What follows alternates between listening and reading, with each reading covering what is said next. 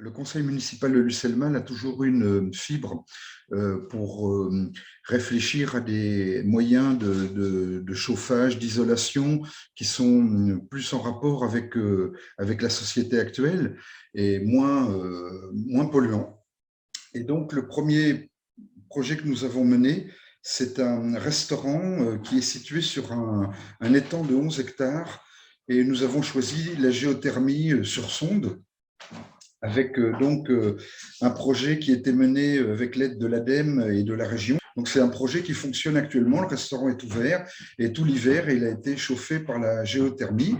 Alors bien évidemment, géothermie, ça veut dire pompe à chaleur. Ce qui est très intéressant, c'est l'évolution de la technologie sur ces produits-là qui sont maintenant très compétitifs et en prix, et en qualité, et en service.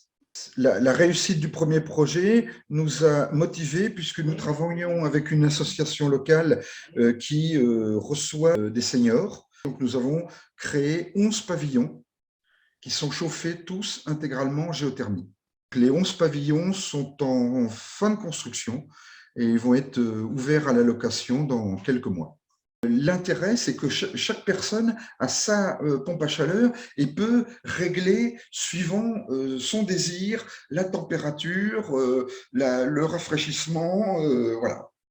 C'est vraiment très intéressant parce que ça va permettre de louer des bâtiments et d'avoir des charges de chauffage et d'eau chaude très très peu élevées.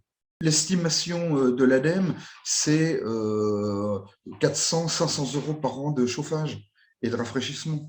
À l'heure actuelle, ça appelle un intérêt pour toutes les collectivités. Nous avons travaillé avec une SEM qui travaille sur des projets régionaux, qui s'appelle Trois-Val Aménagement, et qui donc est propriétaire tant que la commune n'a pas payé l'entité des loyers, voilà, parce que c'est un projet à plusieurs centaines de milliers d'euros.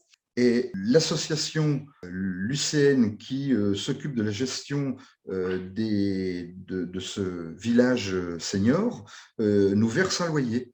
Donc, le but, c'est de porter un projet territorial avec des bâtiments qui sont extrêmement agréables à vivre, qui sont dans un parc naturel avec des arbres et en même temps offrir le confort d'un chauffage, d'un rafraîchisseur, d'une eau chaude très très peu onéreuse. Et on part d'individus, de gens, et on arrive à leur fournir, après un cahier des charges très réfléchi, on arrive à leur fournir des bâtiments qui vont correspondre à leurs besoins, qui vont correspondre à leur confort et à leur sécurité.